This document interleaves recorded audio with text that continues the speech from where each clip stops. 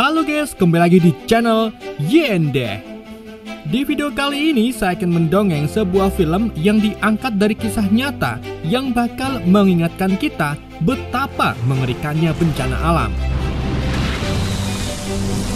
Ya, film ini berjudul Pompeii yang dirilis pada tahun 2014. Dan gak usah lama-lama, yuk mari kita simak alur ceritanya.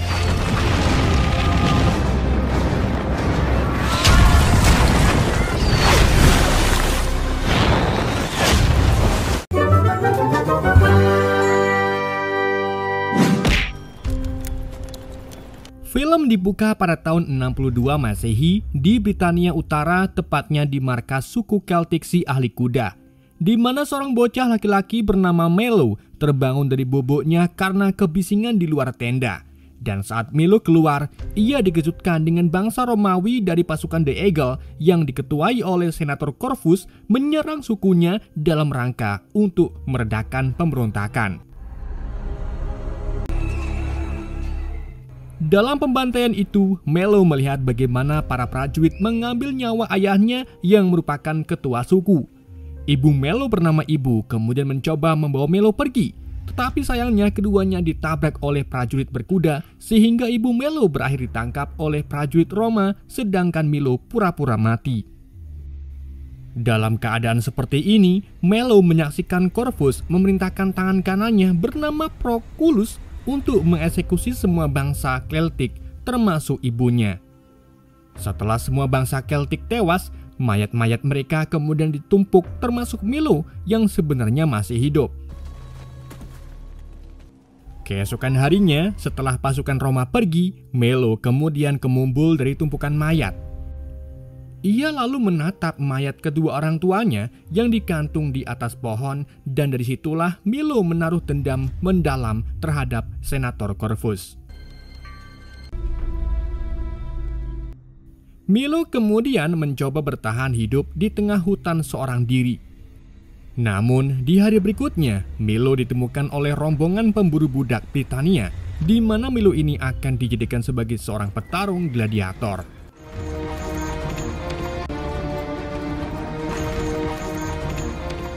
17 tahun kemudian atau tahun 79 Masehi, tepatnya di kota Londilium, orang-orang Yunani menghadiri arena amphitheater untuk menemukan bibit gladiator baru yang akan mereka bawa ke arena gladiator sungguhan. Di dalam pertarungan itu, Milo yang kini sudah dewasa dan memiliki nama samaran yaitu Cult muncul ke arena sebagai petarung gladiator dan dengan mudahnya membunuh 3 gladiator unggulan di tempat tersebut.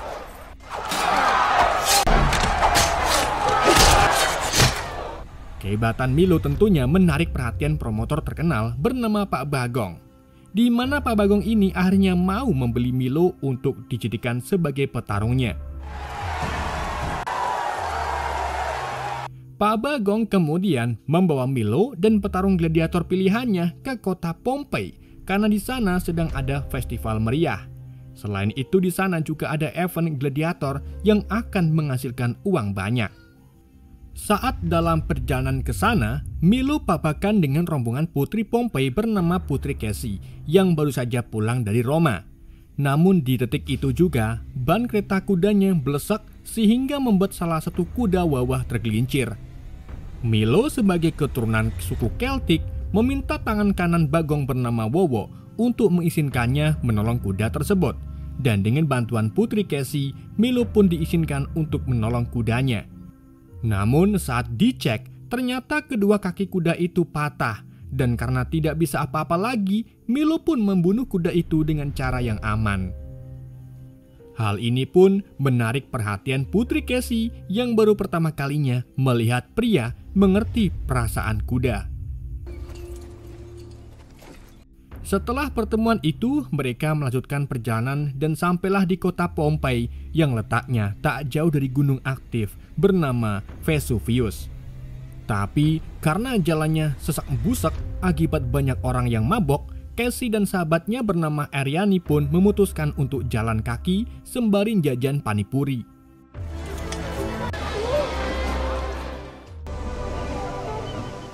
Sesampainya di rumah, Casey langsung disambut oleh orang tuanya yang merupakan pemimpin kota Pompei bernama Severus si ayah dan ibunya Aurelia. Severus lalu menanyakan Casey mengapa ia kembali lagi ke Pompei, padahal Casey masih memiliki waktu 1 tahun lagi untuk belajar banyak hal tentang politik di Kekaisaran Roma. Casey pun menjawab bahwa Roma tidak seperti dulu setelah Kekaisaran diambil alih oleh Kaisar Titus.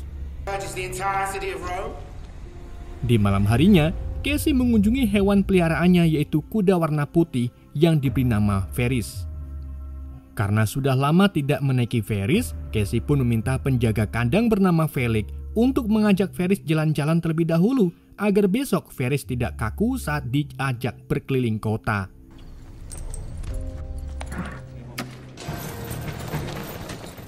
Sementara itu, Milo dibawa ke ruang bawah tanah yang menjadi tempat para gladiator ditahan. Saat Milo sedang makan, ia diamati oleh seorang gladiator senior bernama Atticus yang mulai penasaran dengan kemampuannya. Di saat itu juga, tiba-tiba beberapa gladiator mendekati Milo yang tidak terima karena saudara mereka terbunuh oleh Milo di Londium. Dan dari situlah terjadi pertarungan antara Milo dan para gladiator. Dalam pertarungan itu, Milo dengan mudah mengalahkan mereka. Namun sebelum pertarungan berubah menjadi kematian, Milo dihentikan oleh si Wowo dan juga Pak Bagong. Sorry, Master Gracchus.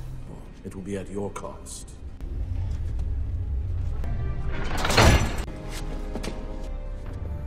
Milo lalu dimasukkan ke dalam kandang Atticus, di mana keduanya mulai saling adu argumen tentang kehebatannya masing-masing dan berjanji akan saling membunuh saat di arena nanti. Bersamaan dengan itu, tiba-tiba gunung Vesuvius mulai bereaksi. Meskipun hanya secuil, tapi reaksi alam ini membuat Ferris yang sedang diajak jalan-jalan Felix ke danau mulai merasa gelisah. Dan di saat itulah danau di dekat mereka mulai blutuk-blutuk dan amblas. Hal ini pun membuat Ferris melarikan diri, sedang Felix wawah terjatuh dan berakhir tewas termakan amblasnya danau.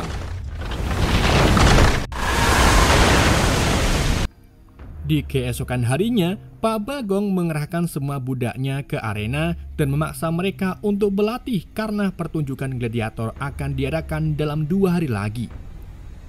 Dalam latihan itu, Pak Bagong memberitahu Atticus bahwa pertarungan nanti adalah pertarungan terakhir Atticus. Jika Atticus menang, maka Atticus mendapatkan kebebasan. Mengetahui hal itu, Atticus pun menantang para gladiator siapa yang mau melawannya di pertandingan nanti. Dan dari situlah Milo menantang Atticus berduel. Keduanya lalu sparring di depan para gladiator.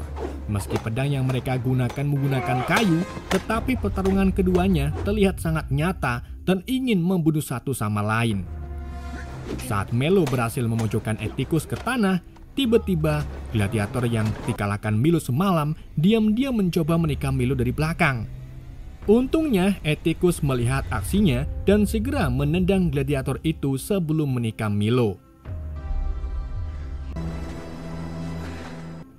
Setelah dimasukkan ke kandang kembali, Milo pun bertanya mengapa Atticus menyelamatkannya dari gladiator yang ingin menikamnya.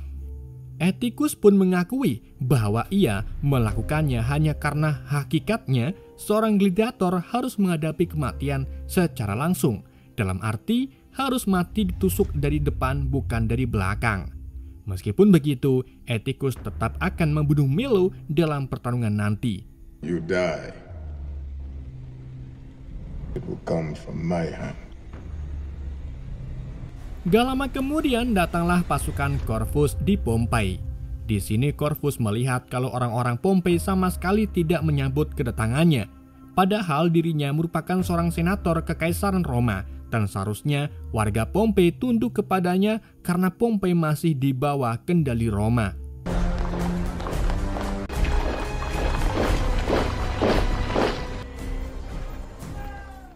Severus dan Aurelia kemudian menyambut Corvus yang mengaku datang ke sini untuk berinvestasi, terutama di bisnis arena gladiator. Namun, Severus masih belum percaya dan mulai berspekulasi kalau kedatangan Corvus ke sini pasti memiliki tujuan lain. Untuk mengetahui semuanya, Aurelia pun bertanya ke Cassie yang sudah setahun di Roma. Namun belum sempat memberitahu tentang Corvus, tiba-tiba mereka dikejutkan dengan datangnya Vires, yang entah mengapa berperilaku aneh. Gak cuma itu, Cassie juga menemukan kalau Felix tidak bersama Vires. Ferris, iya bener. Where's Felix? Di malam harinya, Atticus dan Milo mengobrol di sel. Keduanya membahas tentang kebebasan seorang gladiator, di mana Milo meminta Atticus untuk tidak tertipu dengan yang namanya kebebasan. Karena sebenarnya orang Romawi itu keji dan pengecut, sehingga mereka tidak akan pernah menepati janji mereka. Di tengah perbincangan, keduanya dan para gladiator pilihan dikirim ke rumah Severus yang sedang mengadakan pesta. Di dalam perjalanan menuju pesta, Milo tidak sengaja melihat Proculus yang telah membunuh kedua orang tuanya. Namun karena kondisinya kurang pas, Milo pun menahan diri dan tetap melanjutkan jalannya ke rumah Severus. Sesampainya di sana, ternyata para gladiator akan disewakan ke wanita-wanita kaya yang haus akan cairan kentral. Cairan kentral, anjir. Very detailed, Severus. Sementara itu, di ruang lain Severus berbincang dengan Corvus yang mulai membicarakan tentang investasinya. Di situ Corvus mengaku kalau yang berinvestasi bukanlah Kaisar Titus, melainkan dirinya. Setelah mengobrol, Corvus lalu meminta Severus untuk mempertemukan dirinya dengan Putri Cassie. Karena takut kotanya diobrak-abrik oleh Kaisar Roma, Severus pun terpaksa meminta Cassie untuk menemui Corvus. Setelah bertemu, ternyata Cassie dan Corvus sudah saling kenal saat di Roma. Corvus kemudian langsung to the point bahwa kedatangannya ke sini yaitu untuk menjadikan Cassie sebagai istrinya. Tentu saja, Cassie langsung menolak dan pergi meninggalkan Corvus. Selama pesta, tiba-tiba Gunung Vesuvius bereaksi kembali. Namun kali ini reaksinya lumayan besar sampai menyebabkan gempa 4,5 skala hektar. Selain membuat orang-orang panik, gempa ini juga membuat kuda-kuda ketakutan termasuk Ferris. Melihat kudanya gelisah, Cassie pun meminta Wowo untuk membiarkan Milo masuk ke dalam kandang guna menenangkan Ferris. Setelah Milo masuk, ia lalu mulai berkontak batin dengan Ferris dan dalam waktu singkat saja Milo berhasil menenangkan Ferris. Menyadari kudanya sudah tenang, Cassie pun masuk ke dalam kandang dan dari situlah keduanya mulai menaruh perasaan. Bukannya bersikap sopan, Milo malah mengajak Cassie keluar dari kota. Dan karena memang Cassie suka dengan es kental Milo, ia pun nurut-nurut saja.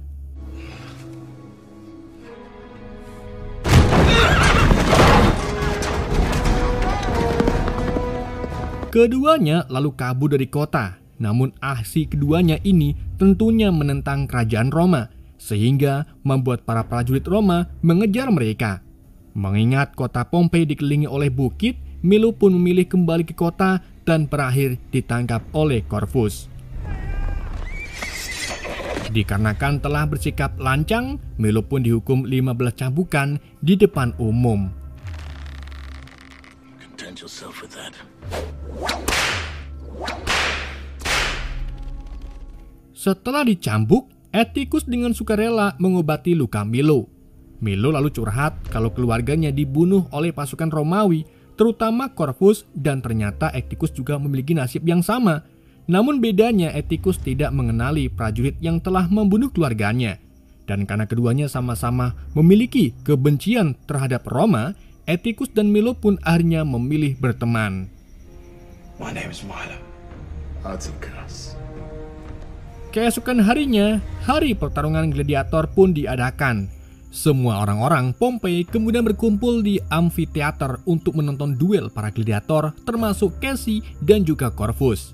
Namun dalam pertarungan kali ini, semua aturannya diubah oleh Corvus, di mana para gladiator dirantai ke tugu di tengah arena. dan dipaksa melawan puluhan gladiator lain yang baru saja diangkat menjadi prajurit Roma. Saat para prajurit itu mulai menyerang, Milo memerintahkan para gladiator untuk membuat pertahanan. Dan begitu para prajurit mendekat, dari situlah para gladiator mulai membantai para prajurit dengan senjata mereka.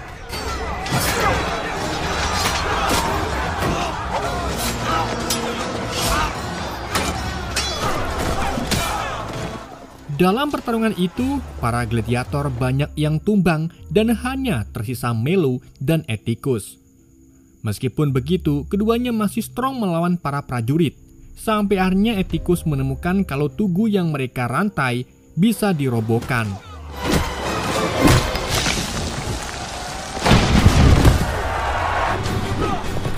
Setelah tugu itu roboh, Milo merebut kuda dari salah satu prajurit. Ia lalu menggunakan kuda itu untuk mengalahkan prajurit tersisa.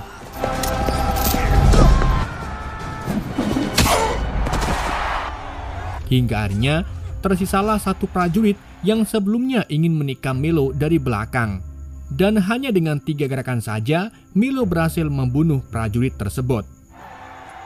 Milo kemudian mengambil tongkat The Eagle dan mematahkannya di depan umum, yang artinya Milo ini menantang prajurit Roma. Hal ini membuat Corvus marah dan memerintahkan prajuritnya untuk membunuh Milo. Untungnya, sebelum prajurit itu memanah Milo, Putri Cassie memberi ampunan sehingga Milo dan Atticus terselamatkan. Karena Cassie sudah ikutan campur masalah Roma, Corvus pun memaksa Cassie menjadi istrinya. Jika Cassie menolak, maka nyawa orang tuanya akan melayang. Mengetahui hal ini, Cassie pun terpaksa menuruti kemauan Corvus. Cassie lalu dibawa dan dikurung di dalam villa agar ia tidak bisa kabur. Di saat itu juga, Gunung Vesuvius mulai bergetar untuk ketiga kalinya. Namun kali ini getarannya sangat kuat. Bukannya memerintahkan semua orang untuk pergi, Corvus malah mengumumkan kalau Gunung Vesuvius sedang memberi tanda bahwa siapapun yang menantang Roma akan segera mati. Corvus lalu mengirim Proculus, sang juara Romawi, turun ke arena untuk menghadapi Milo, sedang Atticus dibawa kembali ke kandangnya.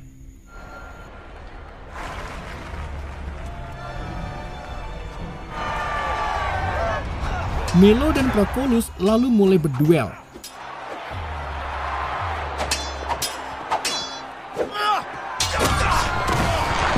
Di dalam duel itu, tiba-tiba Gunung Vesuvius mulai ereksi, maksudnya mulai erupsi, dengan mengeluarkan abu vulkanik hitam yang menutupi langit.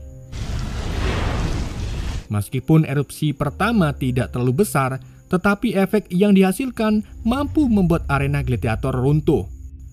Hal ini pun membuat Milo dan Proculus terwawah ke ruang bawah tanah, sedang Corvus, Severus, dan Aurelia tertimpa reruntuhan tenda.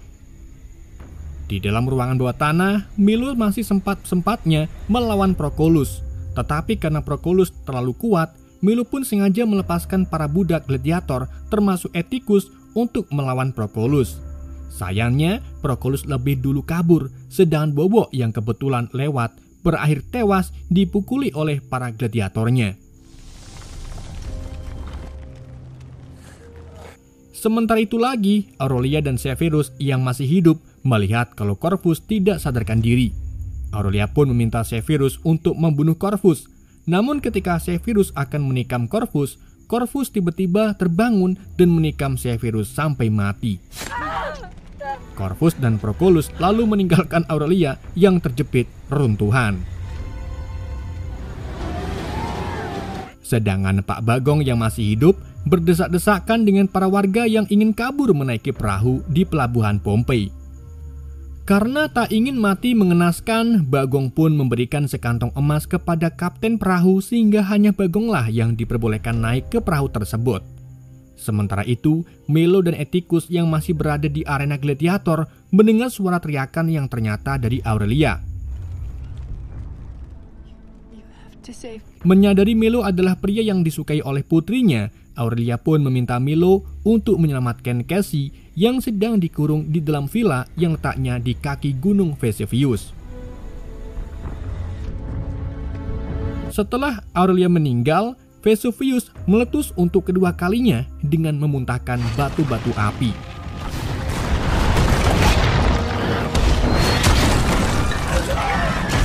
Dalam kondisi seperti ini, Milo menyarankan Atticus berlari menuju pelabuhan terlebih dahulu, sedangkan dirinya akan pergi menyelamatkan Putri Cassie.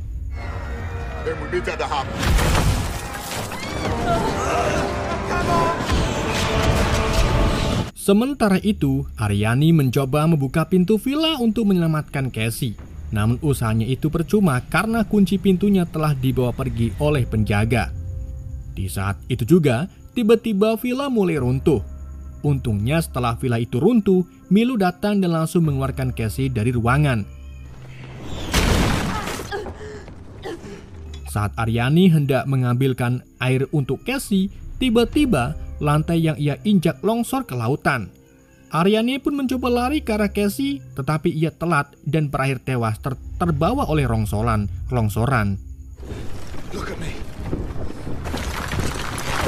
Sementara itu, Bagong yang sudah berlayar ke lautan mengira kalau dirinya akan selamat.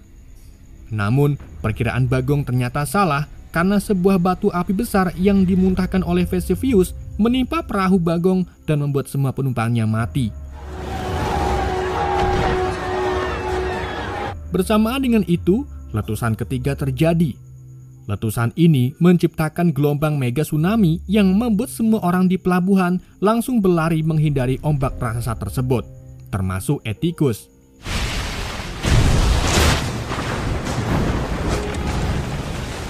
Dalam situasi kacau ini, Atticus masih sempat-sempatnya menyelamatkan anak gadis yang terpisah dengan ibunya. Dan untungnya, Atticus, si gadis dan si ibu berhasil selamat setelah sebuah perahu menyumpat gelombang air laut tersebut.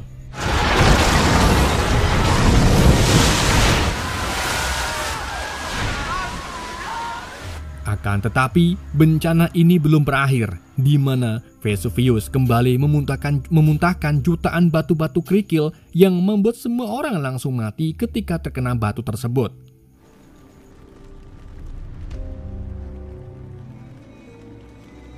Setelah hujan batu mereda, Milo dan Cassie bertemu kembali dengan Atticus yang menginfokan kalau pelabuhan sudah lenyap.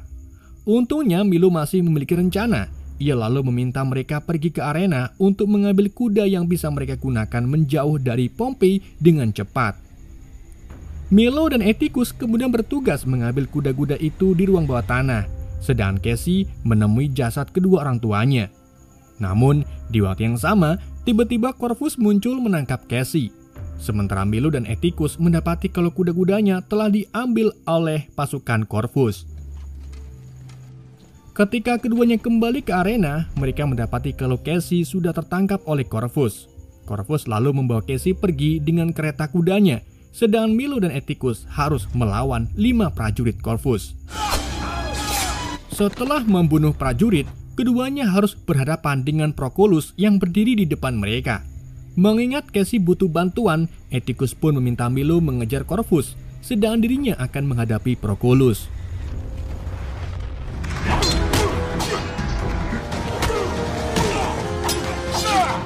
Di dalam pertarungan itu, Proculus berhasil melukai Atticus secara fatal.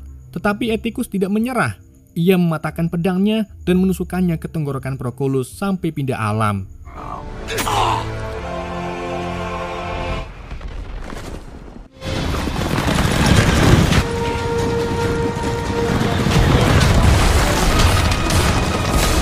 Sementara itu, Cassie mematahkan sepotong papan dan mencoba melepaskan tangannya. Namun, di detik itu juga batu-batu ukuran sedang menghantam kereta sehingga membuat kereta itu terbalik. Milo kemudian turun dari kuda dan pertarungan antara Milo melawan Corvus pun terjadi.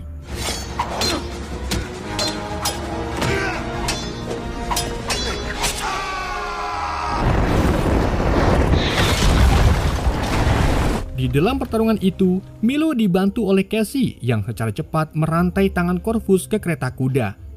Di saat itu juga, Gunung Vesuvius meledak untuk terakhir kalinya. Melihat ledakan itu sangatlah dahsyat, Milo dan Cassie pun meninggalkan Senator Corvus agar mati termakan oleh abu vulkanik.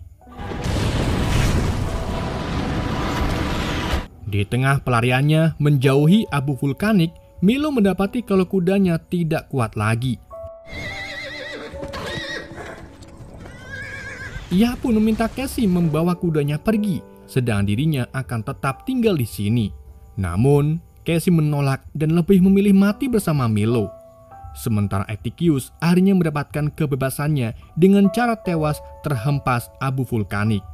Begitu pula dengan Corvus yang menjerit kesakitan saat abu itu menghembus di kulitnya. Film ini kemudian ditutup dengan Milo dan Casey yang bertukar air liur sebelum akhirnya mati terlahap oleh abu vulkanik.